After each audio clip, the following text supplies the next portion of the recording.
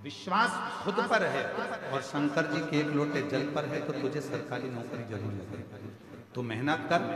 बाबा की ऐसी कृपा हुई गुरुदेव, बाबा ने मेरी बेटी जब नौकरी की तैयारी करी, शायद पहली बार ऐसा हुआ होगा कि 22 वर्ष की मेरी लड़की और सरकारी नौकरी की तैयारी में लग गई, केवल आपकी कथा के भरोसे और शिव के भरोसे। 22 वर्ष की मेरी बेटी जब सरकारी नौकरी के लिए अप्लाई करने लगी और पढ़ाई भी साथ में करने लगी, आज मेरी बेटी सरकारी कोर्ट में स्टेनोग्राफर के पद पर नियुक्त हो गई। मैं बाबा को धन्यवाद देता हूँ। और गुरुजी, मेरे जेठ के बेटा अमर साहू, उसने भी कहा कि चाची जी, अगर मेरी बहन की नौकरी लग सकती है तो क्या मेरी लग सकती है? वो तो मुझसे उम्र में भी छोटी है, 22 साल की है और मैं 25 साल, क्या मेरी भी लग सकती है? मैंने अपने जेठ के लड़के से कहा कि तू भी शिव पर विश्वास करो, खूब मेहनत कर। और सियोर वाला महाराज कहता है कि रात दिन पढ़ाई करो, रात दिन एक कर दो, तू भी लग जा। और आज मैं बाबा को धन्यवाद देने के लिए आई हूँ। आज मेरा बेटा भी सरकारी नौकरी में ACL पर असिस्टेंट मैनेजर के पद पर नियुक्त हो गया। मैं बाबा को यहाँ साधुवाद देने के लिए, एक खुद पर भरोसा और एक शिव पर भरोसा।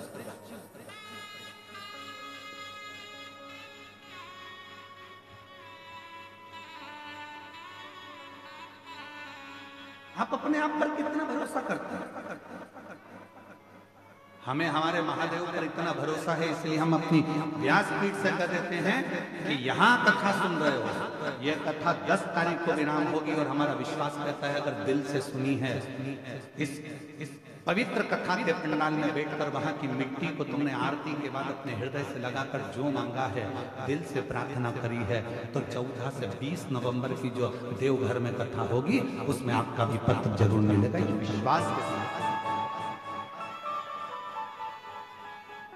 जो जैसी भावना लाया वो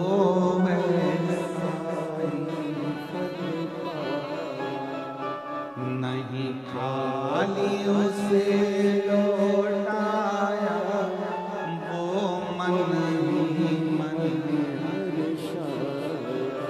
और कर दिया माला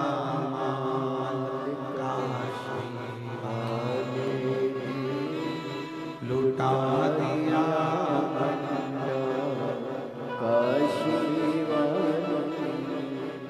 कर दिया माला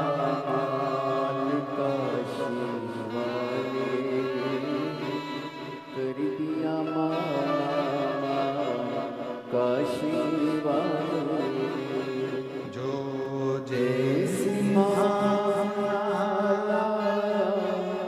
वो वैसा ही फल पाया, नहीं खाली उसे लौटाया, वो मन ही मन हर्षाया। एक बार बेटी के लिए धन्यवाद, साधुवाद, जोरदार ताली बजाओ, जिसकी कोर्ट में स्टेनो के पद पर नौकरी लगी। बहुत बहुत साधुवाद। जेठानी के बेटे के लिए भी एक बार जोरदार ताली बजाओ, जिसकी सुंदर लुटा दिया भंडार काशी वाले।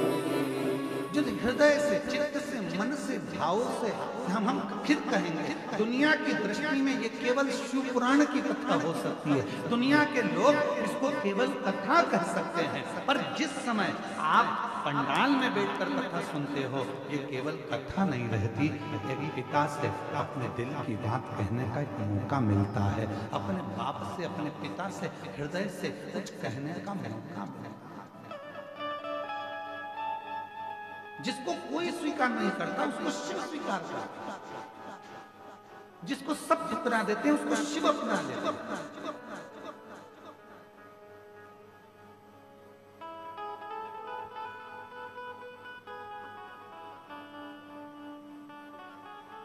जिसको सबने ठुकरा दिया उसको शिव ने अपना लिया।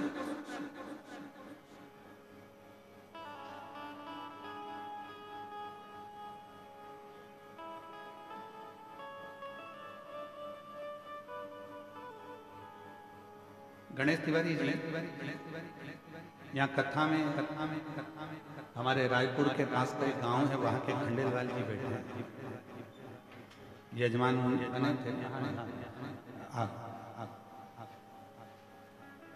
हम इनसे कहते हैं कि आपने जब से कथा कराई तब से आप प्रत्येक कथा के पंडाल में, जहाँ भी कथा होती वहाँ के पंडाल में 5-10 मिनट के लिए जाते थे, और इतनी दिव्य और भव्य कथा कराई थी आपने भी, जैसे आप करा रहे हैं। मैं साधुवाद देता हूँ खंडेलवाल जी आपको बहुत बहुत। तो हमने इनसे 2-3 बार पूछा, हमने उनके बेटे सागर खंडेलवाल से पूछा, उनके भतीजे जी से पूछा, सबसे कि आप इतनी दूर दूर कहाँ, रायपुर के आगे गांव और वहाँ से यहाँ आकर कथा या अन्य जगह, बहुत सारी जगह जहाँ 200-300 किलोमीटर दूर आते हो, तो का गुरु जी ना जाने बाबा की ऐसी क्या कृपा है, हम जिस कथा के पंडाल में पहुँचते हैं बाबा कुछ ना कुछ पंडाल से जाने के बाद ऐसी खुशखबरी सुना देता है कि हमारा कथा में जाना सार्थक है, हमारा कथा में जाना सार्थक हो जाता है।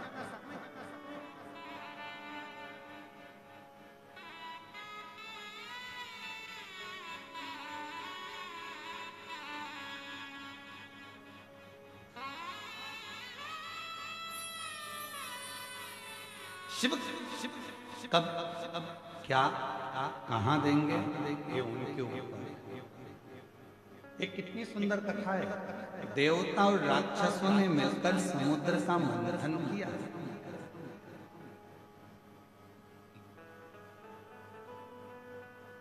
समुद्र का मंथन किया, वासुकीनाथ की नेति बनाई, मंदराचल पर्वत का, सुमेरु पर्वत का रई बनाई। बोलो सुनी है कि नहीं सटी? अरे बोलो तो जम के सुनी है। अब जो वासुकीनाथ था, उस वासुकीनाथ को पर्वत में ऐसा लपेटा गया, एक छोर देवताओं ने पकड़ा, एक छोर असुरों ने पकड़ा, वो इधर खींचे वो इधर खींचे, तो जो पर्वत है वो घूम रहा था, जिससे वो मंथन हो रहा था।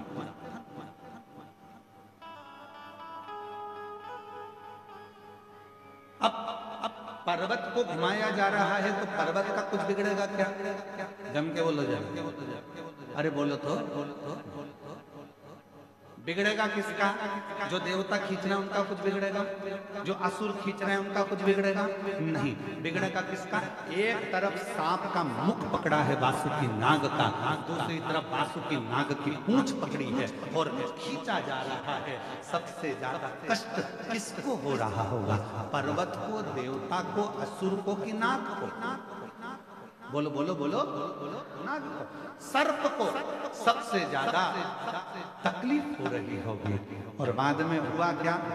जब अमृत निकला, देवता लेकर चले गए, असुर लेकर चले गए, और जो पर्वत था वो भी अपनी जगह पर चले गया।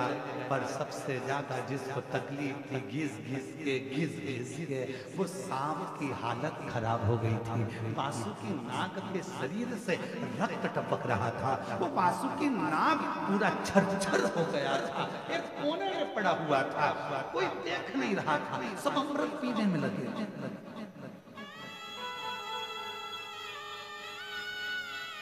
सब अमृत पीने में लगे।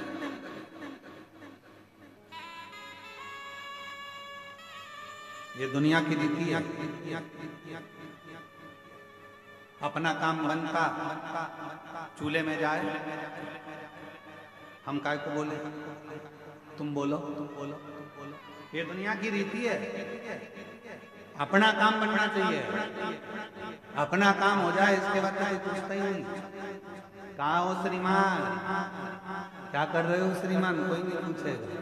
और ऐसे तो फिर काकी जी, भाभी जी, बुआ जी, फूफा जी, नाना जी, मामा जी, हव साहब। तुम ध्यान देना, पूरी शादी में बरमाला होती है तब पंडित जी को नहीं ढूंढा जाता। जब पूरी शादी में सब काम होता है, भोजन करते समय भी पंडित जी को नहीं ढूंढते। पंडित जी की जरूरत कब पड़ती है? जब सब काम हो जाता है, उसके बाद रात्रि को दूल्हा दुल्हन बैठे थे, पंडित कहाँ है, ढूंढ के ला। अब मालूम पड़े पंडित जी को कोई ने ना खाने की पूछी, ना पानी की पूछी, ना किसी चीज की पूछी और ब्याह के लिए अब पंडित जी को ढूंढ रहे, टार्च जला जला के ढूंढ रहे। हाँ पंडित जी देख रहे, पंडित जी देखेगा, पंडित वो सो रहा है। पंडित जी बोला, पंडित जी उठो उठो, प्रणाम साहब प्रणाम, चलो मैं चाय लाऊं तुम्हारे लिए। पंडित जी बोले इतनी देर से तो किसी ने नहीं पूछा, शादी कराना है ना, ब्याह में फेरे डलवाना है। पंडित जी चाय पी लो, पंडित जी को चाय पिलाई, मुंह धो लो, पंडित जी थोड़ा चेहरा धो लो, पानी ला दो, क्योंकि नींद नहीं आएगी। पंडित जी मैं तुम्हारा बैग उठा लो और ले जाकर शादी के मंडप में बिठा दिया।